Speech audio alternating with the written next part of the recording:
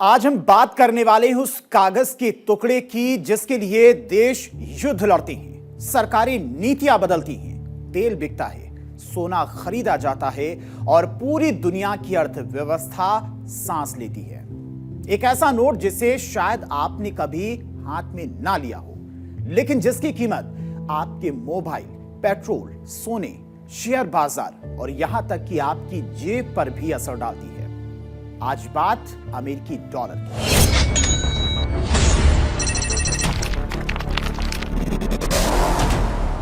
लेकिन क्या आपने कभी सोचा है कि आखिर डॉलर आया कहां से?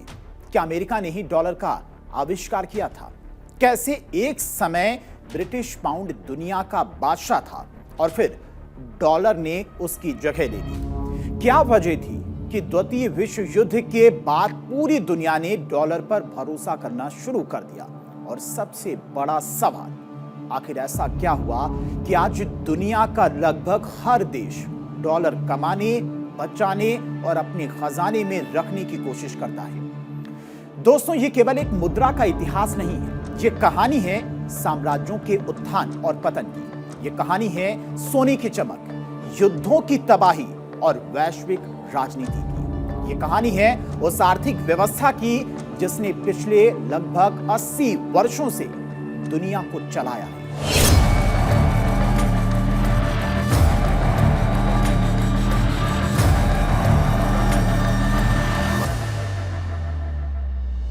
तो आइए चलते हैं लगभग 500 साल पीछे, यूरोप की एक छोटी सी चांदी की खदान तक, जहां जन्म हुआ उस शब्द का जिसे आज पूरी दुनिया डॉलर के नाम से जानती है। नमस्कार, मैं हूं आपके साथ धीरेन्द्र अवस्थी और आप देख रहे हैं इतिहास गवाह है।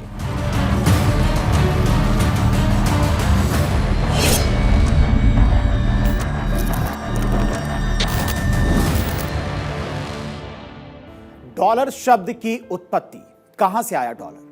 बहुत से लोग मानते हैं कि डॉलर की शुरुआत अमेरिका से हुई, लेकिन सच्चाई कुछ और है। डॉलर शब्द का जन्म यूरोप में हुआ था।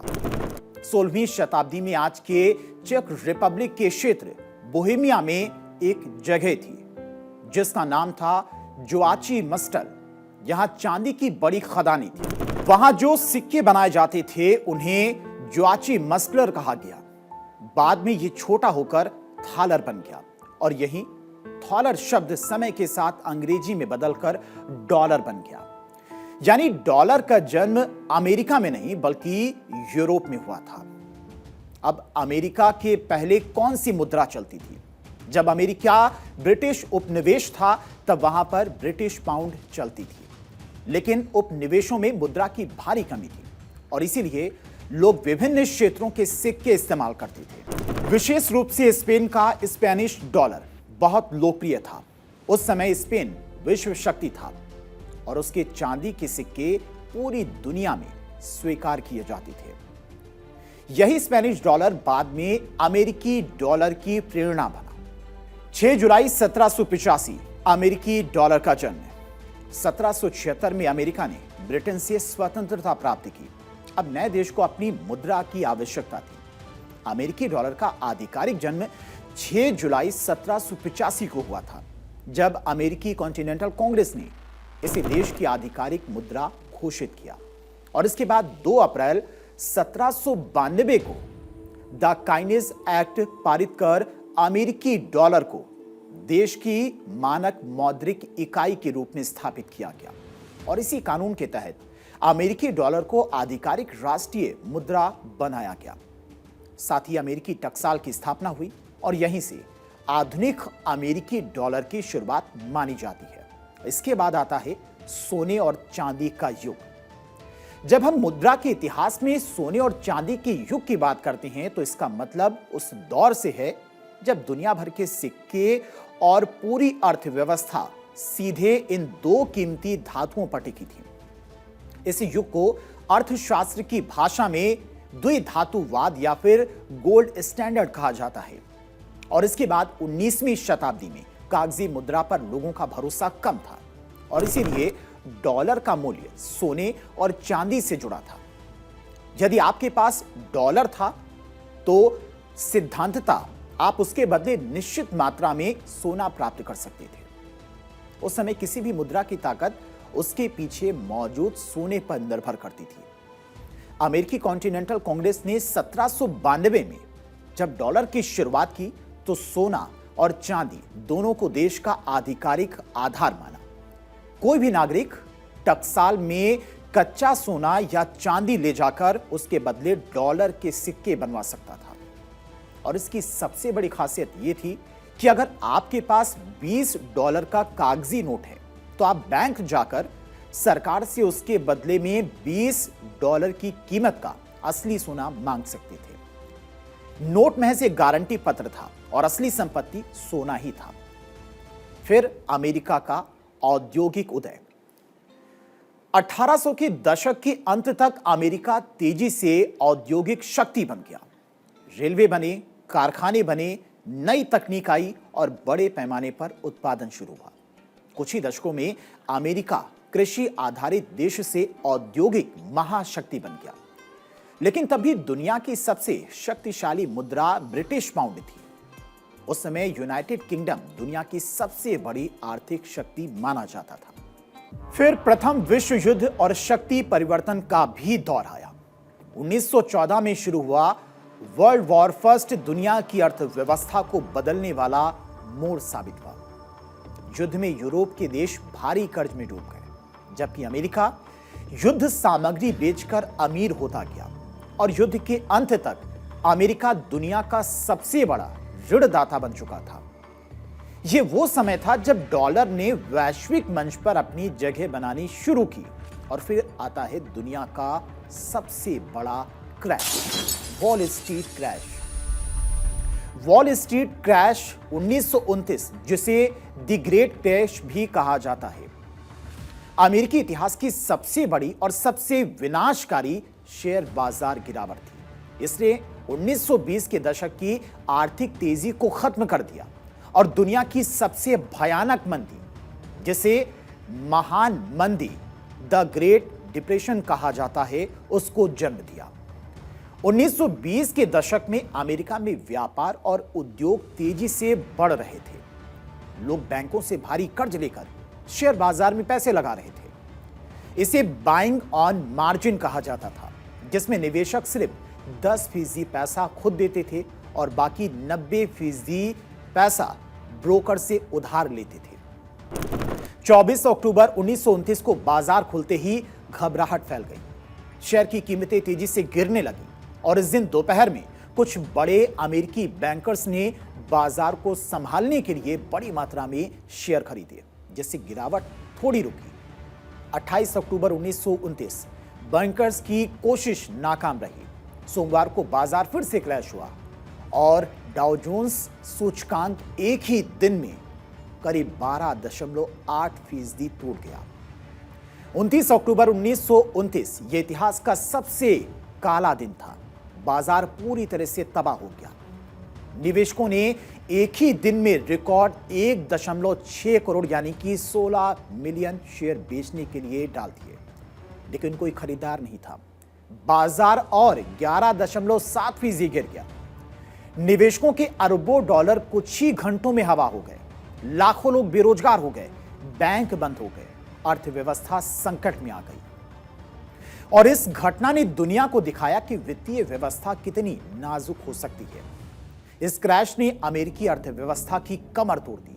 फैक्ट्रियां और दुकानें बंद हो गईं। 1933 तक अमेरिका में बेरोजगारी की दर 25% तक पहुंच गई, यानी कि हर 4 में से एक व्यक्ति बेरोजगार था।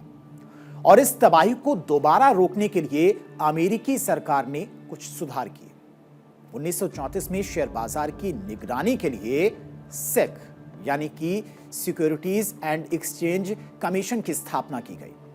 साथ ही ग्लास स्टीगल एक्ट पास किया गया, जिसने सामान्य बैंकिंग और इन्वेस्टमेंट बैंकिंग को कानूनन अलग अलग कर दिया।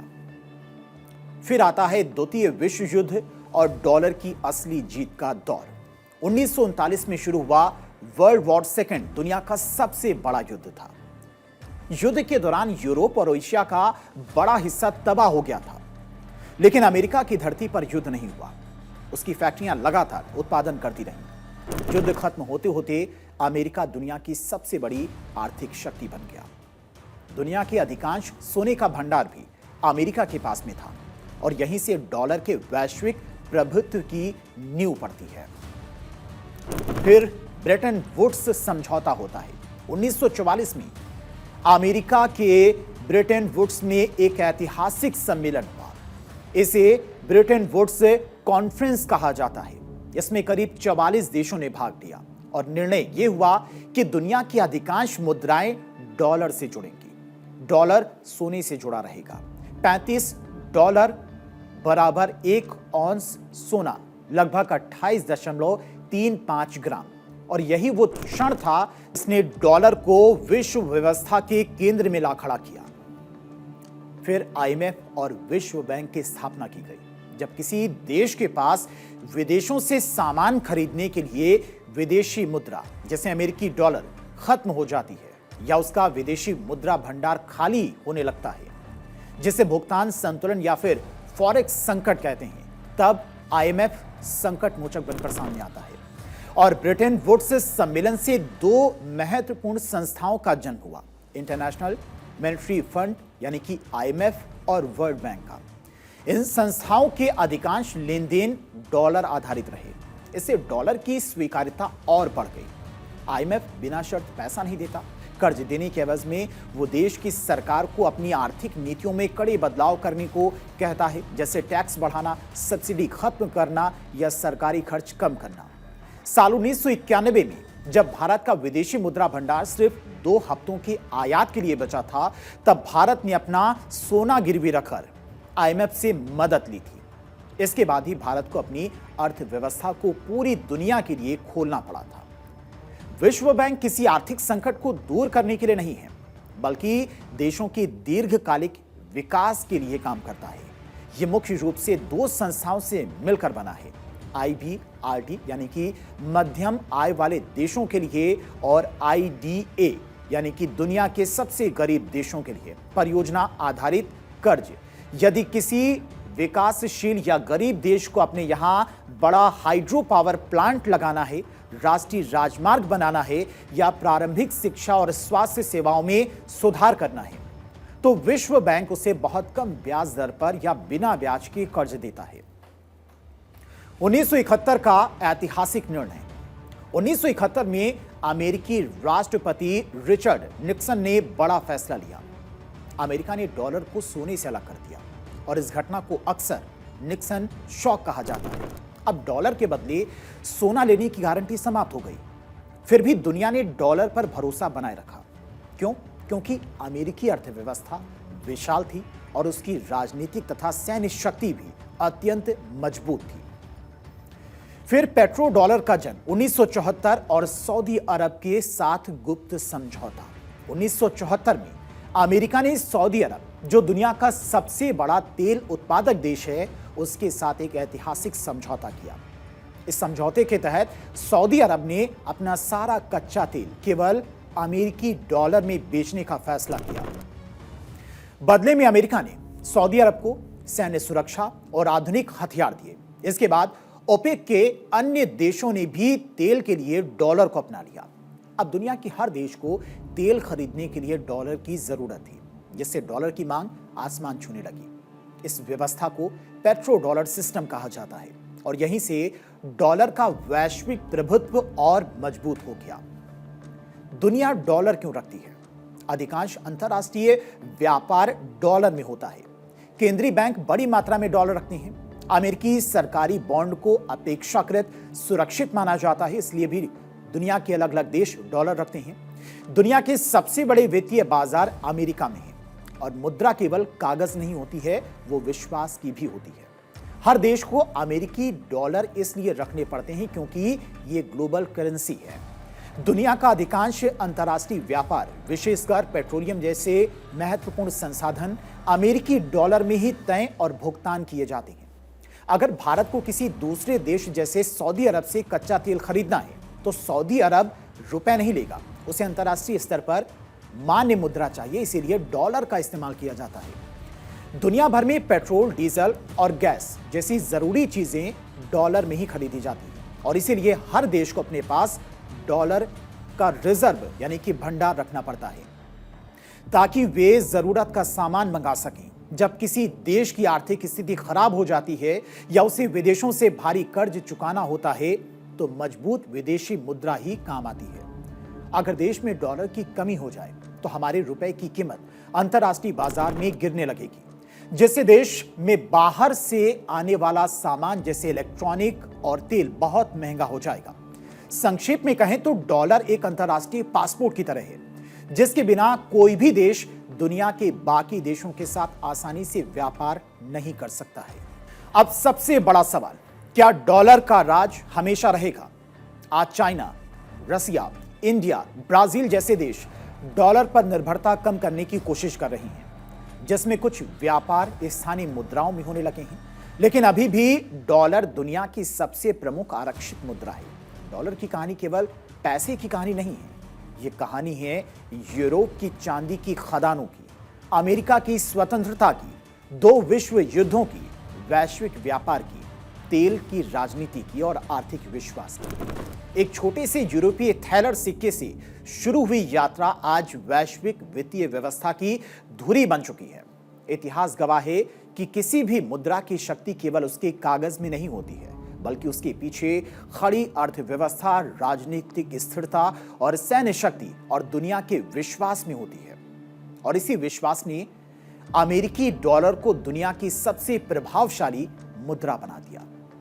आज हमने जाना डॉलर की कहानी केवल एक मुद्रा की कहानी नहीं है, यह कहानी है यूरोप की चांदी की खदानों से शुरू होकर अमेरिका के उदय तक पहुंचने की। यह कहानी है विश्व युद्धों की, आर्थिक संकटों की, तेल की राजनीति और वैश्विक व्यापार की। यह कहानी है उस विश्वास की जिस पर पूरी वित्तीय दुनिया इस वक्त खड़ी है। इतिहास गवाह है कि दुनिया में कई साम्राज्य आए और चले भी गए। कभी रोमन साम्राज्य का सिक्का सबसे शक्तिशाली माना जाता था, कभी स्पेन का चांदी का डॉलर दुनिया पर छाया हुआ था और कभी ब्रिटिश पाउंड वैश्विक व्यापार पर राजा था। लेकिन समय बदलता है, शक्तियां बदलती हैं और आर्थिक केंद्र भी बदलते हैं। आज डॉलर दुनिया की सबसे प्रभावशाली मुद्रा है, लेकिन इतिहास हमें यह भी सिखाता है कि कोई भी व्यवस्था हमेशा के लिए नहीं होती है। भविष्य में दुनिया कैसी होगी? क्या डॉलर का प्रभुत्व बना रहेगा? क्या चीन की मुद्रा युआन, डिजिटल करेंसी या कोई नई वैश्विक व्यवस्था डॉलर को चुनौती दे पाएगी? इन सवालों का जवाब आने वाला समय देगा। लेकिन एक बात निश्चित है कि जब भी दुनिया की अर्थव्यवस्था का इतिहास लिखा जाएगा, अमेरिकी डॉलर का नाम उसके सबसे महत्वपूर्ण अध्यायों में दर्ज रहेगा। आप देख रहे थे इतिहास गवाह है। मिलते हैं अगले एपिसोड में इतिहास के एक और दिलचस्प और अनसुने अध्याय के साथ। तब तक के लिए आप देखते रहिए भारत 24। वंदे मातरम। जय हिंद।